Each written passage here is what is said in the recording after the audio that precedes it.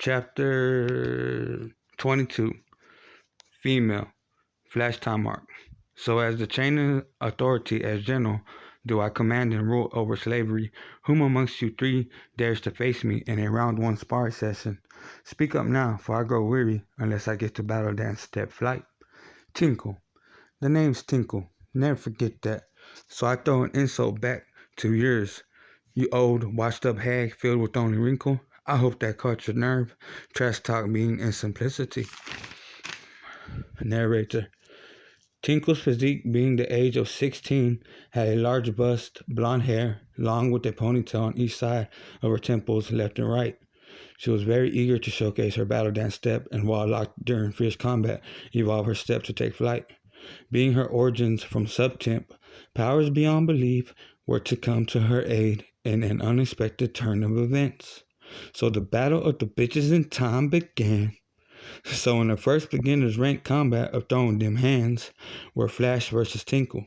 After peeping each's style of dance step, they retracted to take distance from one another. Tinkle. How about upping your game fly to make me increase my aura? I throw at you as a taunt because something inside my chest is telling me just to go all out, so I think I will. So I fill my surrounding diamond encrusted surface with my technique. Ice Rink. Narrator. What Ice Rink did for Tinkle was cover a 360-degree ground surface area with ice. Tinkle. Next, ice item creation. My zero hands. I have been dying to try these out, my sub-temp ice-based boxing gloves. Now Flash, come dance with this bitch named Tinkle. Narrator. So Tinkle slipped and slided frontwards to face Flash with her 100% Ice Rink and Ice Item Creation zero hands. She held nothing back, forcing Flash time arc to up her game fly to an aura increase of 50%. The only thing Flash had trouble with was cold feet due to Tinkle's technique Ice Rink. Now Flash's footwork movement became drowsy, sloppy, similar to an alcoholic while wasted sprinting around the boxing arena. So she had no choice but to reveal her first technique. Narrator. For Tinkle's zero hands connected a few blows to her face. Flash time arc. Now confuse yourself during my technique usage of time repeat. I shall activate after your next and last blow connects to my lower jaw. Narrator. So Flash activated time repeat 9 seconds after Tinkle's last jab connected to her lower jaw. I need to correct that now. Because it was 10 seconds. I changed it to 9 seconds.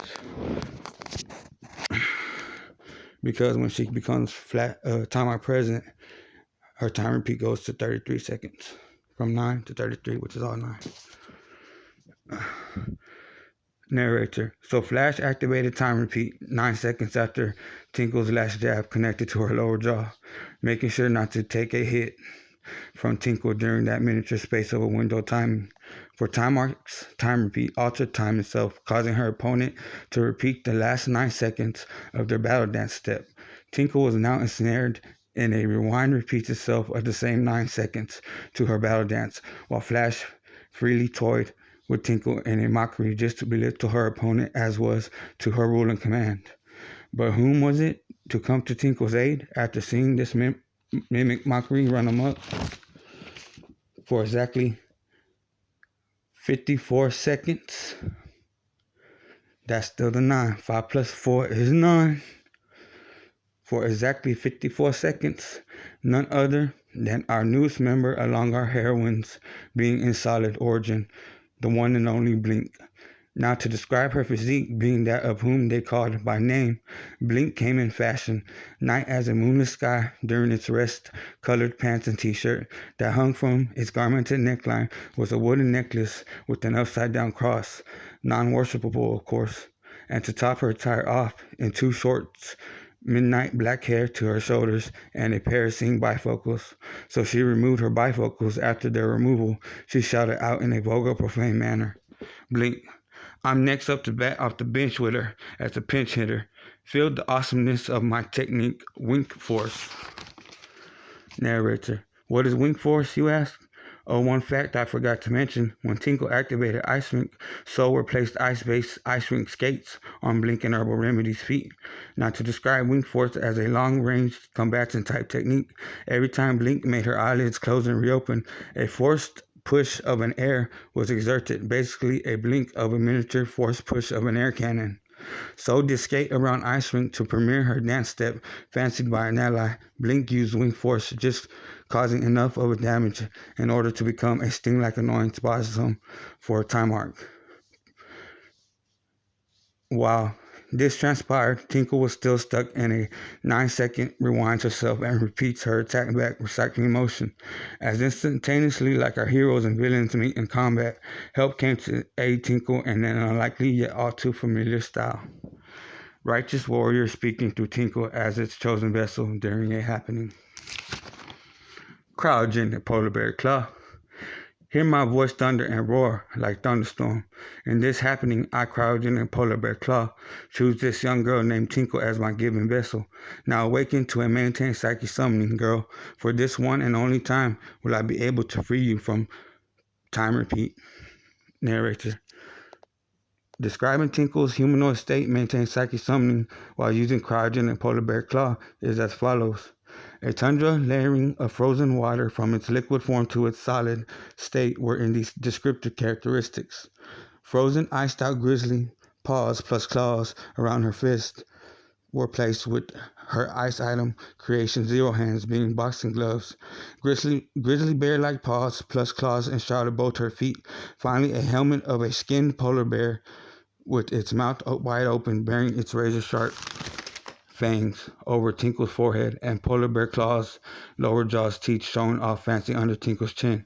To complete her humanoid version of Polar Bear Claw, maintain psychic summoning, its hide dangled loosely down Tinkle's back.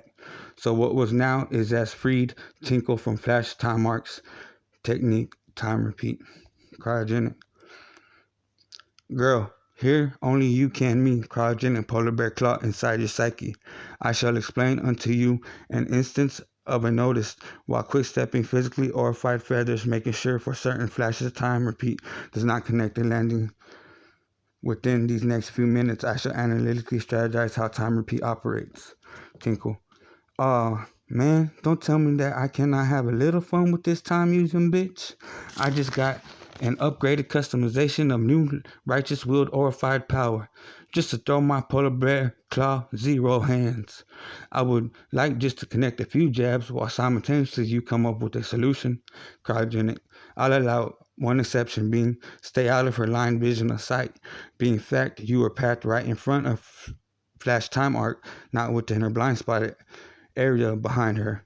Tinkle. Hey Blink, how do you like my new wardrobe? Pretty cool, huh? Don't you think? Blink. Do not look or talk to me, Tinkle. Focus all your concentration on defeating Flash, for I shall provide decoy assistance via my Wing Force. Narrator. With a combined duo attack, which is only further to bother, annoy, work Flash's nerve, were Blink with Wing Force and Tinkle both during and around Flash did ice skated 360-degree circular motion. Tinkle achieved in connecting her Polar Bear Claw 0 hands only about 20% of the time with her dance motion. See how I had to go through and revise and edit it? Little parts like that. But I'm at the point I don't have to do that no more. Cryogenic. I finally figured it out, Tinkle. Listen closely. Upon her vision, she has been trying to watch you two, trying to gaze one of you solely singled out from the other. Upon her line eyesight of vision, does she switch her eyes, focus independently on you, Tinkle, and independently on Blink. This is the second window you have as is to connect any severe bodily damage. Upon repositioning her vision of focus, does her right fist, which she keeps clutched by her side, index finger points directly downward toward her feet, if not if any, for a mere fraction of 1 second's time. For this space of an opportunity, I will instill within yourself a naturality of knowing of this fraction of a second, similar to eating and drinking, to go all out plus extremes, giving all your aura in a one-time connecting hit. Only flaw being, if you do not retract from her vision with this fraction timing, time arc will make you victim once again. You will be stuck inside the 9 seconds of rewind, repeat yourself, attacking motion.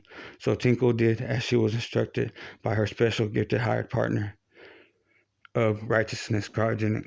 Tinkle. Hey, Herbal Remedy, was I not mistaken? You used a technique known as an elixir a second time? Tell me its main functional and use ASAP. Herbal Remedy. My elixir a second time allows me to transport my physical being's entirety as far as any distance, any shift in a written space and time, and also any alternate dimensional plane in a matter of an instant second. These three main functions is how I found the former villain General Dash, except that she goes by the name Speed Supersonic, an ally amongst us. Does she not oppose us as foe? Narrator. So Tinkle Dan stepped within close range of Herbal Remedy's hearing only and told her the now given strategy from Cryogenic. So within a short window of timing strategy, did Herbal Remedy use her elixir a second time on Tinkle, now being a given vessel with a maintained psyche summoning a Cryogenic Polar Bear Claw. In the strategy's essence, did Remedy place her two palms on Tinkle's back during her dance step via what was needed to activate the elixir a second time. So the young female teenager gave the battle cue to Herbal once she was in place, being that she was the only person to actually know when to attack with a max output. Strength. Tinkle. In a lesser timing does it take for Blink to use her wing force, I scream my named original made-up-on-spot technique in fusion with Herbal Remedy, our Elixir Polar Bear Time Claw. What is the Elixir of Polar Bear Time Claws, you may ask? You being in presence flash time arc, I'll give you a hint. We have found the flaw within your time repeat technique. Narrator. So did Tinkle achieved her battle dance step flight via ally? Fusion Elixir Polar Bear Time Claws. So did she basically get teleported above Flash using the window of given time in order to land her one-time hard-hitting attack? Doubled Elixir Polar Bear Time Claws, allowing her remaining fractions of a second to bust a repeat attack as is, not as was, prospectively present and past. Strength. Tinkle. Come now, Blink. Hold my hand as I perform and premiere of our duo dance step flight, being a presence there and back again of Tinkle and Blink. Like motherfucking Bilbo Baggins. There and back again. I even underlined it. Tinkle. Come now, Blink. Hold my hand as I perform a premiere of our duo dance step flight, being in presence there and back again of Tinkle and Blink. Narrator. Now in an all-knowing of three's hearing were Tinkle, Blink, and Herbal Remedy, did Herbal say unto the young teenage girls. Herbal Remedy. Your timing couldn't be more perfect, Tinkle. Every time my palms, parenthesis, my left on your back and right on Blink's back, shall I infuse a shockwave of my aura medicinal aid. This technique of mine gives my patient an increase of aura by 5%. Oh, and don't worry about me. This is the shit my healing as a bitch is made of. Narrator. So in success, the fusion trio technique doubled Polar Bear Claw wing force elixir a second time succeed in bringing down the enemy known by Flash Time Arc. Tinkle. Now the question is, what do we do with this barely breathing ragdog like of a bitch? In chapter 22.